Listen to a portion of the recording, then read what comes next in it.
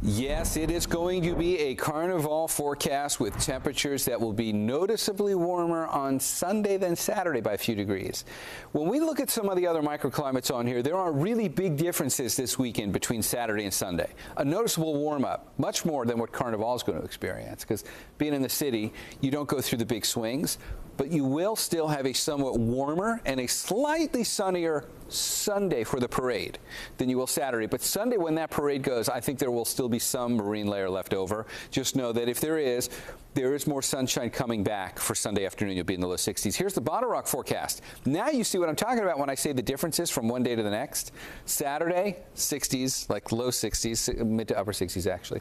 And then you're in the upper 70s by the time you get to Sunday, and then the temperature's going to keep going up from there by the time we get to Monday. And just to round this out, here's the Saturday, Sunday forecast, Saturday, Sunday, Monday forecast for all three microclimates. The one that really tells the story is inland. Again, the difference from Saturday to Sunday. Big changes, mainly because we're going to weaken the onshore influence, and there's going to be a warm-up that happens because of it. Just another review. Here's what happened today. We saw the onshore winds really come back. Look at the bright bands of yellow out here off the coast, and as they come in through the Golden Gate, you can see there's more intensity on this. The brighter the colors shade into the yellows and oranges, the stronger the winds. This was today. It was a stronger onshore influence, and even though these streamlines weaken a bit as you go down south, this was strong enough to have an influence on daytime highs everywhere today, and we looked at those just a moment ago. So what I want to do now is show you what this means for tomorrow. So we'll lose the wind, and we'll bring in just tomorrow's daytime highs. You're still only going into the 60s inland. Look at the South Bay numbers. You're still just going to the mid-60s. This is your Saturday.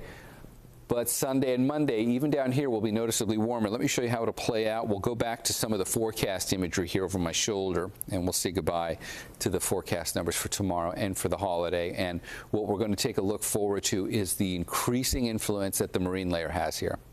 Now, that's tomorrow morning. And you can see the marine layer thickens up so much tomorrow that you actually get some light mist along the coast. So, and look how far inland it's going. So Saturday we wake up, and it's certainly more of a May-gray feel. Although the North Bay might escape this. Look up at Santa Rosa. You're in a little bit of a gap there, and you should have a relatively clear morning. But then we're all going to have a relatively clear Saturday afternoon. Even though it's grayer to start the day on Saturday, by Saturday afternoon you get much more blue sky. And then on Sunday, the clouds will start to filter back in again.